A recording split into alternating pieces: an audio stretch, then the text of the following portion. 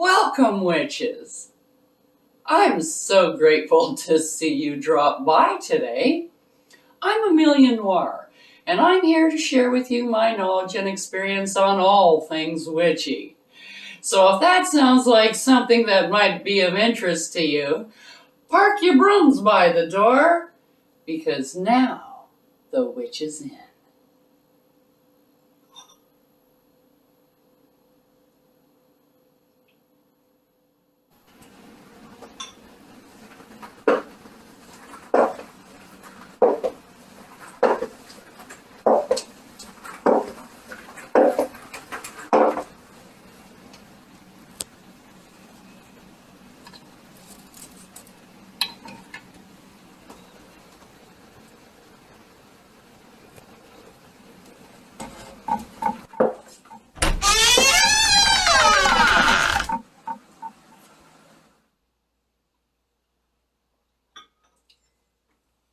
Welcome, witches!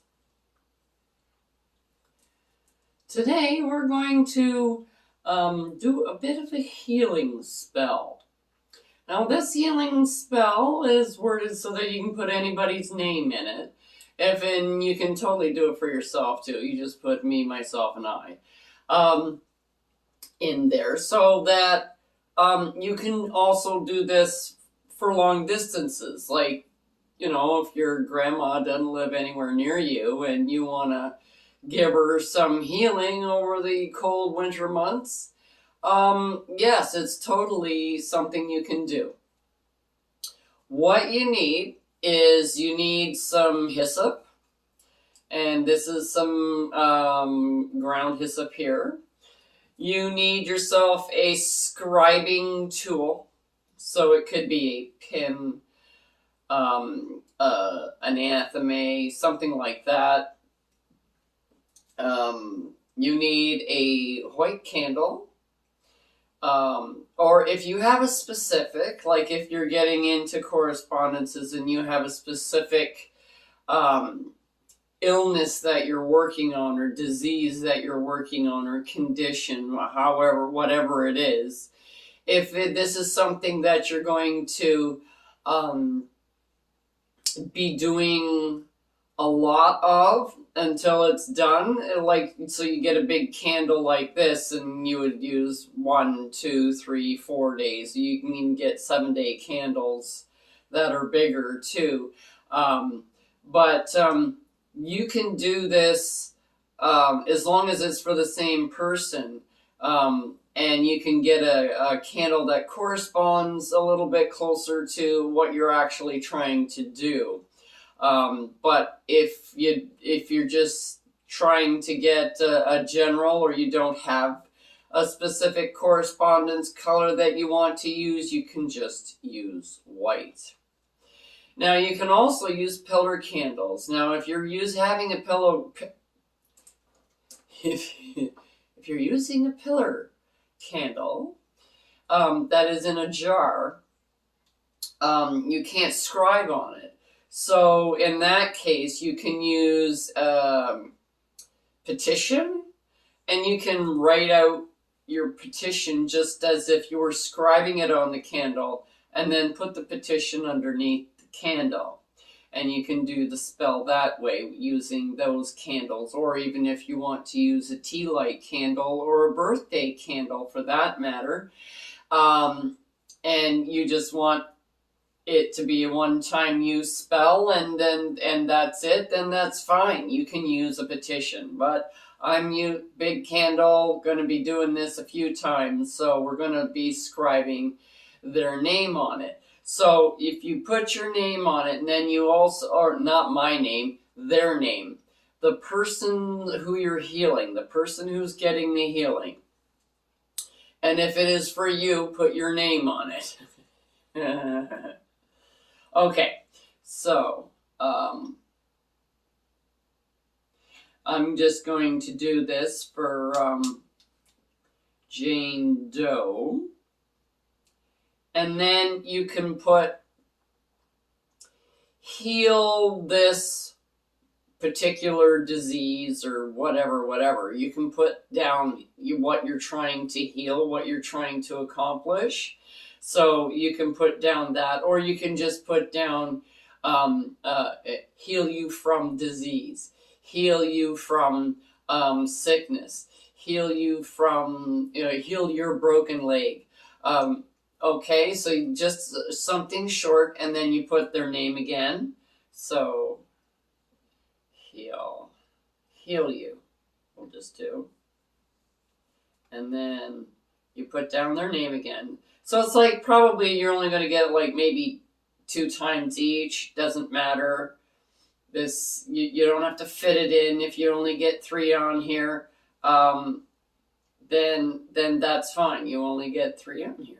It really doesn't matter. If you get a skinny candle, you got a skinny candle. If you're writing big, you write big. If you write small, you write small. You get more in.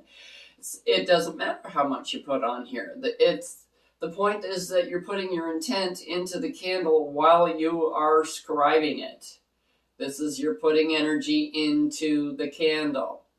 Okay, so while all the time you're doing this, you're picturing, grandma getting up on her feet and moving around and baking you chocolate chip cookies again.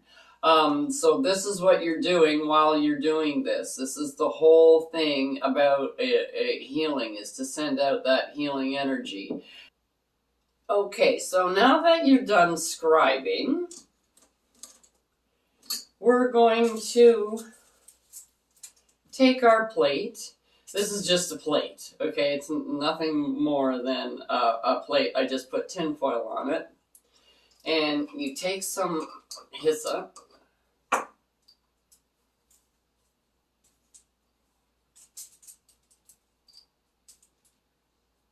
And you put some so that you get some on the plate.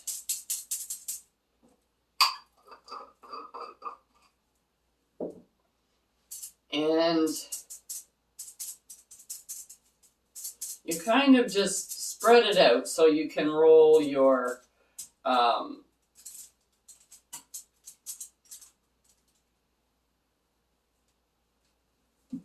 candle through it. So you get some oil, and you don't need a lot of oil.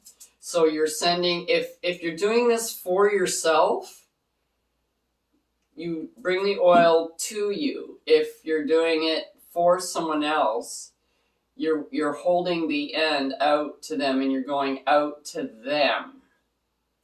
Okay, so this is just Heal All Oil, and we've had this on our channel. So you can go to that, make your Heal All Oil for this spell. Then you can take your, you can sprinkle, you can roll it. The plate isn't quite big enough. I got it all prepped and everything, not thinking that the candle wouldn't actually fit inside. So you can roll it through, you can sprinkle it on, it doesn't matter. Okay, and then we're going to get this into here and fire this up.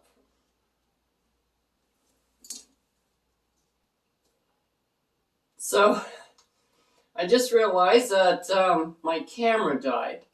So that the candle has gone down quite a bit. It's I've been working on it a few times, and in between doing some editing, and I realized that the end was not here. So I still have a little bit of the candle left that I'm working on.